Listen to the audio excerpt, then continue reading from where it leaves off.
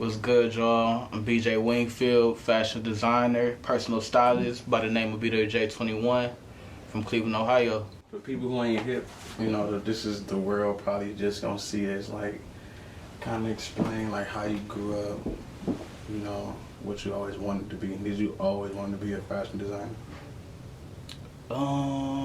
That's funny though, because I always had like a sense of fashion, but I grew up with both parents. My mom was one of the like the stylish ones in the family and everything. So when she had an outfit she wasn't sure of, Right. she had asked me like, BJ, come here, do this look right? At a young age and stuff. So that was that.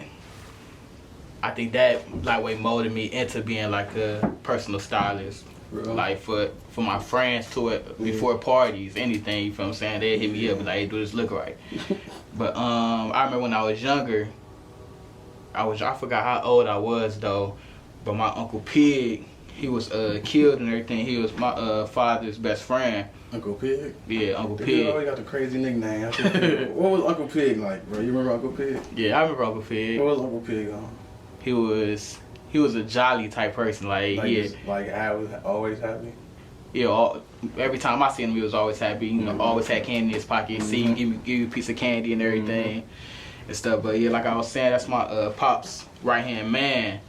And I remember when he was killed and everything, they used to be at this bar on 131st. They all used to, they all from 131st, so it was a bar they'd go to and everything. So once he was killed at that bar, they turned it to Pig's Place.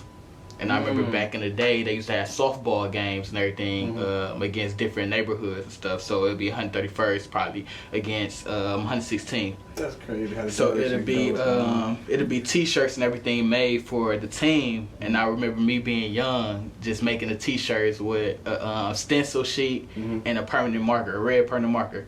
It'd say Pig's Place on the front and they name on the back. Pig's Place. Pig's Place. I got you. So. Yo, dad, like, so, I wish the world knew Bruce, like, so they don't. So, like, explain your dad from you growing up and how important it was, like, Bruce, because, like, Bruce is, like, the cool, like, even me, like, I never had a pops, but I be calling him pops, and you gotta be a certain type of nigga. Yeah. For a nigga to, you know what I'm saying? So, like, explain to the world who your dad was and how important to you he was in your life, like. So my dad, though, real thorough. Cause you were second, right? You were second? Yeah, I'm a junior. You were a junior. Yeah, Okay. I'm a junior. Okay. Let's so, yeah, my dad, he grew up. He didn't have his biological. What the fuck's it called? biological father. Right. In his life and everything, but my grandma married his stepdad. Which would be my grandfather Jerry, and so my grandfather was in his life as a kid and everything. But I think with my father going through that himself, not having his real father in his life, he made sure that he was in his kid's life. That's and wrong. He was in the streets too. That's wrong. So but he got out of that because we was born and everything, and he didn't want to have my mom going through certain things and leave her with us and stuff. So for that alone. That taught me how my father was as a man, though. He was about his family. You feel what I'm saying? He put his family first, because he could have still been in the streets. He could have, left us. You feel what I'm saying? But he picked us first and everything. So that is so just. That's everything you need to know about him for real. Like he a family man. You feel me? And he handled his business. Did he always agree, like whatever you said that you wanted to do? Was he always supportive of it? Like, was he pushing it, or like would he? I mean, I wouldn't say he always agreed, but I would say he always supported. If that makes sense. What was something that you just hated? Like, damn, I'll never get it. Like, damn, I'll never. Or was the time where you felt frustrated, where like somebody didn't understand or see your vision? Like, you remember? Yeah, I say one was graduating high school. I just knew I was gonna go to college for fashion design and everything like that. Okay. So right there, I'm already set. Yeah. Like, okay, I'm gonna go to this school for fashion design.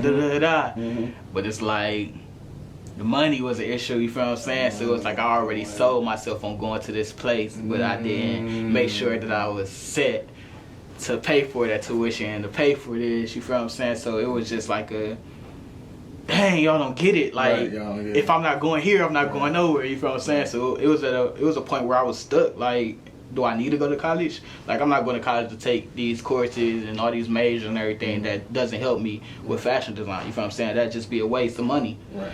So I was stuck. Like, I don't know what to do. So you was really like, because I know your brother, he went to college. Like, you seen people go to college. So would you, like, I ain't going to college, or did you agree with it? Like, or would you just like, man, I seen people go to college, they ain't figure it out. So, you know what I'm saying? No, I wouldn't say I was against college. I just seen people that went to college and came back home and ain't have shit going on. You know what I'm saying? Like, had degrees and everything, but still in the same boat I am without, you know, going to college and stuff. So it's like, damn, if I go to college, am I gonna be out here struggling to find a job? Right. Is somebody gonna pick me up to be personal stylist? Right. Or, you feel what I'm saying? So it was just, I had everything, like all the thoughts in my head. What is? Did you have a plan B, or was you just like, man, fuck plan B? Like, I know what I'm gonna be. No, my plan B, I feel like my plan B always should make my plan A work. So if I want to be a fashion designer or stylist, I'm doing something in that plan B that's going to help me get there. So clothing line, that's what I did at my senior year of high school. I started clothing line. Me and my cousin Chop, like, we called it lame and stuff for living as me every day. I made that, had people in school buying it. My senior year, I had a fashion show at my school that I had my own clothing brand in, you feel what I'm saying? So once I seen that, I'm like, damn, people really fucking with it. So I'm like, I'm about to just make this shit boom. You feel what I'm saying? Make hella more shit, get people in the hood, get people I don't know, you feel what I'm saying? You was always like you didn't want to go with the crowd. Like, you was always want to dress different. You was just not with the crowd. Like, what made you just want to always be different? Like what was it that just made you want to just not? Like, what was it about it? Or like, what do you think it was that you just said, I'm gonna just be my own unique self no matter what nobody think? Because you've been like that. I think having an older brother, I say, played a big factor. What you mean? Like, explain that. What you mean? All right, so me having a big brother, he already had his path and what he wanted to do. Right. You know what I'm saying? So once you already set that tone, it's like, all right, little bro coming, you got to be just like him. You know what I'm saying? You going to do exactly what he want to do. You playing football too, so it's like, I wanted to play football at a certain time. It was like, that shit just ain't me no more. You just ain't, okay. You feel what I'm saying? Like, that's my brother lane. I like that you knew that, because some people don't know that. Like, yeah, that's my older brother, so it was like, he's still teaching me. He's still teaching me the game. Shit, his friends, you know what I'm saying? Like, I hung around y'all for real as a young nigga. And shit, I'm just watching what y'all go through and I'm using that. Or I'm starting around the same time that y'all started. So it was like the people I was hanging with, like my peers, my friends and shit like that. Some of them was out there getting shit going, and then some of them wasn't. Like, some was just still on some, you feel what I'm saying? Like, want to be in the hood, want to do this, want to go to the parties or something like that, you feel me? Well, that's cool, but it's just like, what we going for? Like, right. You feel what I'm saying? Like, what we celebrating? How important was your big brother? Because certain people don't have big brothers, you know what I'm saying? So to the young niggas who don't, you know, like, how important you say that, what it is? No, it's hella important shit. Like I said, me kicking it with y'all when I was younger and shit, because I know niggas with big brothers who just, not even say they meatballs and shit, but they big brother might be like, man, hell no, man, my little brother, I ain't kicking my corner, little brother, you know what I'm saying? Like, my brother ain't do that, you feel me? Like, if it's time to go outside, then you outside, you feel me? So I'm learning as I go and shit. So I feel like that was one of the important factors and shit. Like, he brought me with him. And shit, like, he got me hit. That was important for him to, so you to see that shit. Yeah, hell yeah. Okay. Hell yeah. What was the funniest moments between you and your older brother? Funniest one. I'm gonna just say one. Funniest one you'll never forget that y'all always laugh about. Like, I would say one. I think I threw some or I hit him or some. I forgot what it was. And he started chasing me. So I'm running through the house. Next thing you know, I just, in our kitchen, we got a mat. We got a floor mat and shit in our kitchen and shit. It's right by the stairs that you come up and shit from the basement. Yeah. So we running through the house, I'm running and everything. I slipped off the mat, nigga, and fell right down the steps. And going down the steps, It's like a platform. Shit sound like Tom and Jerry. Man, it's like a platform going down the steps. I paused and still kept going down the other steps to the basement, bro. Like, that was one of the funniest shit ever. Just me falling down those steps, and then it was like a pause. Then boom, boom, boom, boom, boom, boom. We were like, damn, man, I should have just chilled. Like, that'd be that instant karma.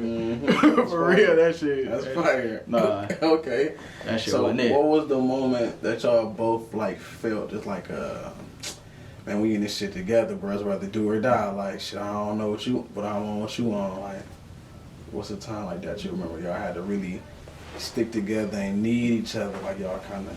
Shit, we still had those talks. Yeah. It's just like, once we got older, we seen the bigger picture, or we seen our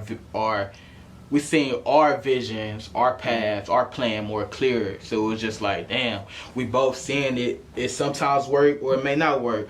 Right. How can we put this shit together to where it's like we helping each other? You feel what I'm saying? Because it's like everybody need a team, and then you got a brother who on the same business mindset that you is. So what the fuck can we do? What table can we sit at just to go over some shit just to see?